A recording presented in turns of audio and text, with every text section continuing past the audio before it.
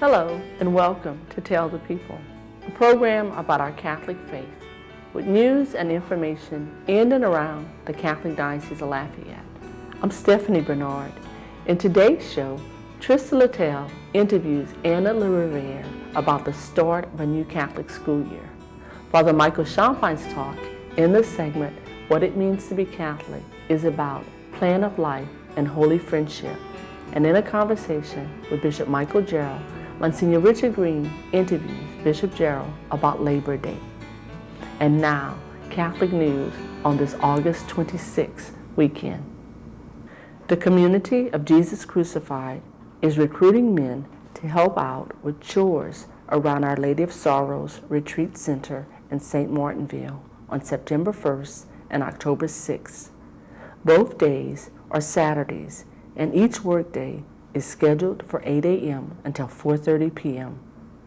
Skills that will come in handy include carpentry, plumbing, electrical, painting, concrete work, and cleaning. For more details, please call 394-6550. Beginning on September 4th through November 6th from 6:30 to 8:30 p.m. at St. Pius X Church in Lafayette, we'll host a study of the Acts of the Apostles, also part of the Great Adventure Bible Study Series. The study will be held in the St. Pius X Elementary School Library, 205 East Bayou Parkway. Also, an 11-week study focused on the letter of James will begin on September 9th with classes to meet every Sunday evening from 6 to 7:15 p.m. at St. Pius X Bayou House. Those who are interested should call 232-4656.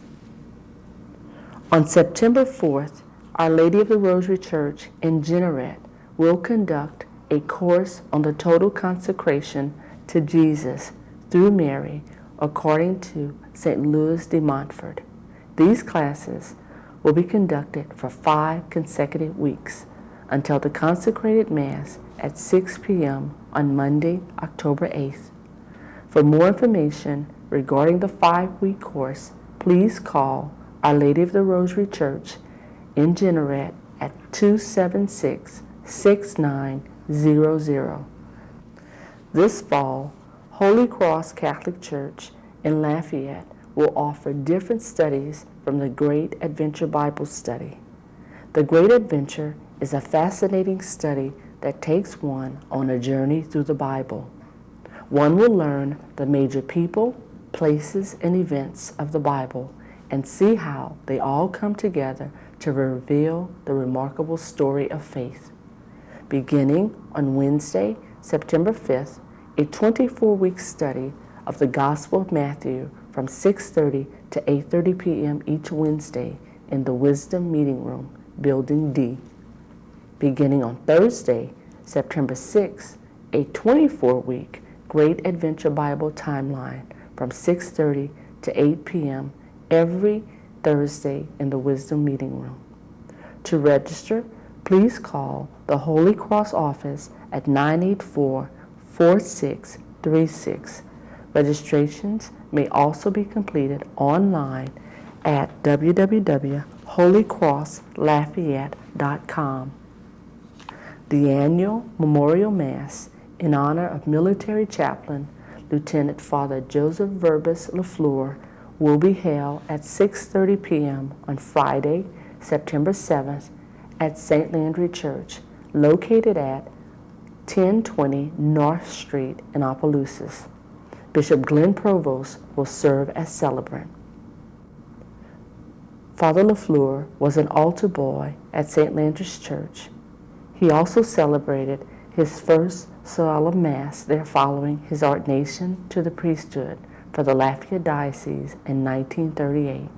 Soon after his ordination, he joined the United States Army Air Corps and was sent to serve in the Philippine Islands during World War II. He was taken as a prisoner of war by the Japanese and on September 7th, 1944, he and several other prisoners were killed. Father Howard Blessing will be the guest speaker at the Pilgrims on the Way Christian Men's Group as they usher in the Year of Faith. The meeting will be held from 7 to 8:30 a.m. on Saturday, September 8th, inside the Grace Meeting Room, Building A of Holy Cross Church, 505 Broadmoor Boulevard in Lafayette. The group will continue to meet every second Saturday of each month. Men who are interested in joining this group of men to share a spiritual journey should call 654-9671 or online at adultfaith@holycrosslafayette.com. Coming up next, Trista Littell interviews Anna LaRiviere about the start of a new Catholic school year. Welcome to Tell the People.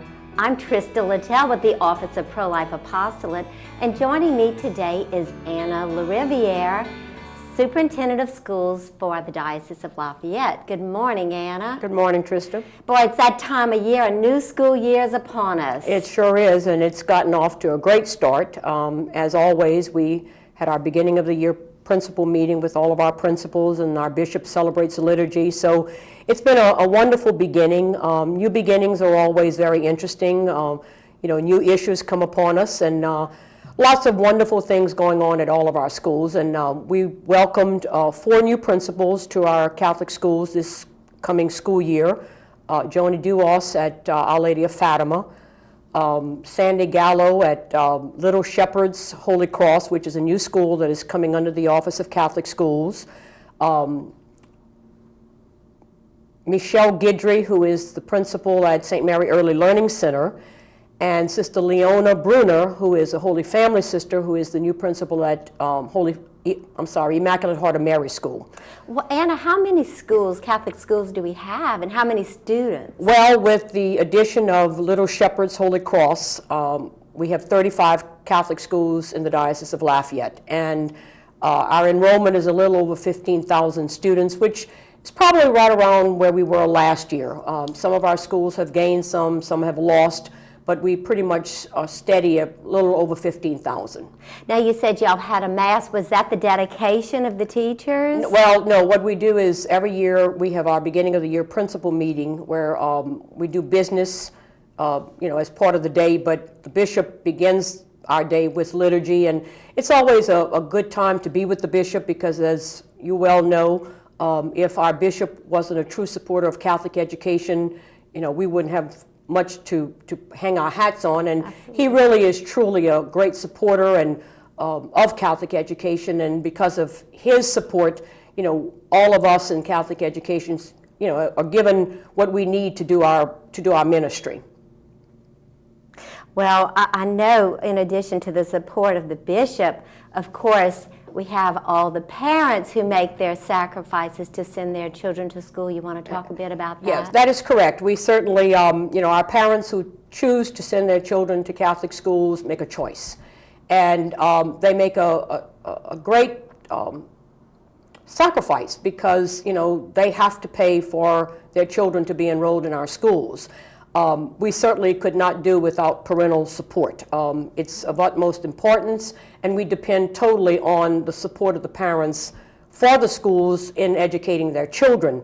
And it also starts with our principals who are very dedicated and committed individuals who are true leaders. I like to call them our servant leaders because, they are on call 24/7. It is a calling. It is a special ministry. And certainly they could not do it alone, so therefore, their staffs are most important part of what makes up that total team effort. And so I would be remiss not to thank the administrators and the teachers and the support staff who work very hard all year long in order to provide quality Catholic education for our children. Now, if someone wants more information about Catholic schools, what would they do to go about getting information? Well, we are on the diocesan website. If they click on to our diocesan website, there is a section of Catholic schools, and all of our Catholic schools have their own website. And so if they click on to the website, there's additional information there, or they can call our office at 261-5529, and we'll steer them in the direction that they need information for. Well, every year there's a theme. You want to tell us about this year's theme? That's correct. Every year there is a theme, and this year's theme that National Catholic Education Association, the NCEA, puts out is Catholic Schools Raise the Standards.